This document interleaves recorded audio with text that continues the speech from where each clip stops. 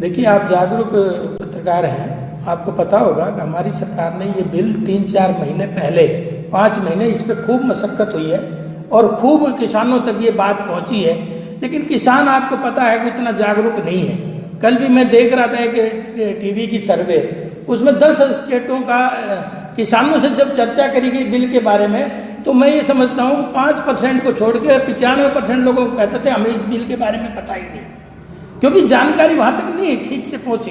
लेकिन ये बिल अध्यादेश आने से पहले ही इसकी चर्चा 5-6 महीने से सरकार ने करी है और जगह जगह जाकर करी है। आपने भी देखा होगा, अगर मैंने भी आपको एक बार प्रेस कॉन्फ्रेंस करी थी, उसमें ये चर्चा करी थी।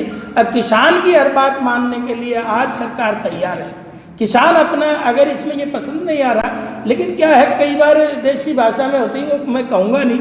अब भाई लोग तो आगे बढ़ जाएं, लेकिन लोग टांग खींचने वाले ज़्यादा, तो इसी में ही वो कहते हैं ना, रांड तो रंडापा काट ले, रंडवे नहीं काटने दें।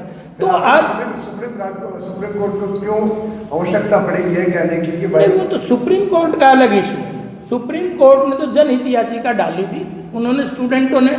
अभी देखो, चारों तरफ से दिल्ली सील हो रही है, तो हम डिस्टर्ब हो रहे हैं। सुप्रीम कोर्ट में तो दूसरी याचिका के तहत, और सुप्रीम कोर्ट ने भी दिशा निर्देश दे दिए हैं, अभी रोड नहीं रोकेंगे। आपका हक है प्रदर्शन करने का, आप एक निश्चित स्थान जो दिया है उस पर ही आप प्रदर्शन करते रहिए। सुप्रीम कोर्ट का कोई ऐसा कोई दिशा निर्देश नहीं है। आखिर सरकार को बैकफुट पे आने के लिए क्यों आवश्यकता पड़ी? नहीं, बैकफुट पे सरकार पहले दिन से ही है। पहले दिन से ही आप ये कह रही है सरकार, अभी अगर इसमें कहीं दिक्कत आ रही है तो एक बार पढ़ के अच्छे से देख ले इस कानून को। अगर दिक्कत आ रही है तो हम उसमें सुधार करने के लिए तैयार हैं। मेरी प्रदेश सरकार ने भी किया, केंद्र सरकार ने भी किया, समझ भी रहे हैं। 85% जो किसान है इस देश का, वो आज कहीं सड़कों पे नहीं है। उसका कारण मुख्य रूप से ये है, वो 5 एकड़ से कम के किसान हैं। आधा % ऐसे किसान हैं जो 15 एकड़ तक के हैं। तो वो जो कुछ चीज़ें उनमें ऐसी घुस गई जो किसान के नाम पे इनकम टैक्स बचाने का काम करते हैं, वो सब लोग उस तरह के हाथों में ये चीज़ जा रही है धीरे धीरे। और तंत्र का मतलब तो उनका सदुपयोग करना होता है।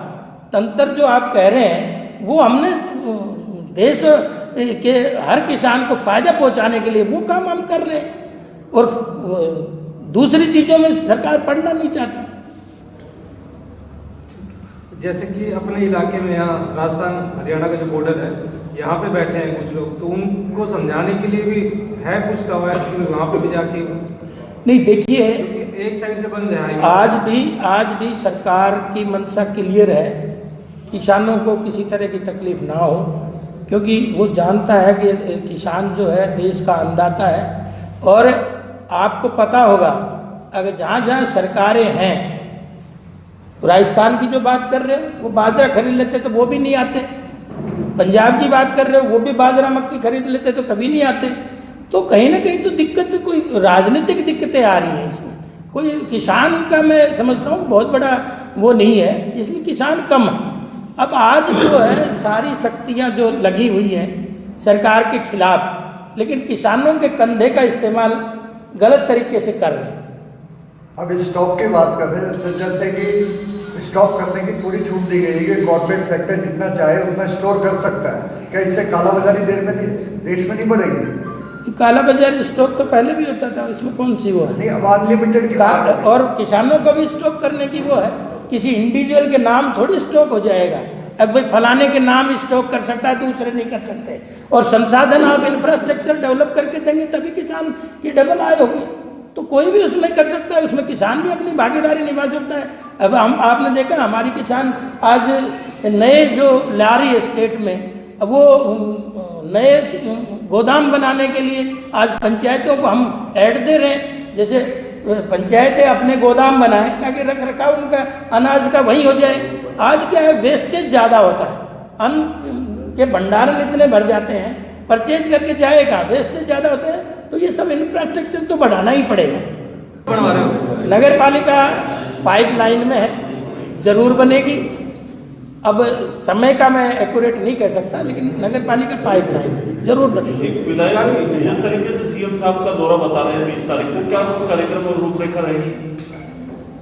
वैसे तो इसके बारे में जिलाध्यक्ष बताएं तो अच्छा है, क्योंकि 20 तारीख को आपको पता है चुनावी, मैं समझता हूँ जनसभा को संबोधित करने आ रहे होंगे।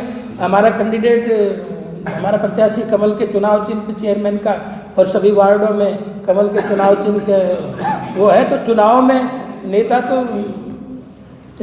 वोट के लिए आते हैं और उसी निमित्त आज रैली में हम कर रहे हैं। उसमें माननीय मुख्यमंत्री जी आएंगे, अपना संबोधन देंगे।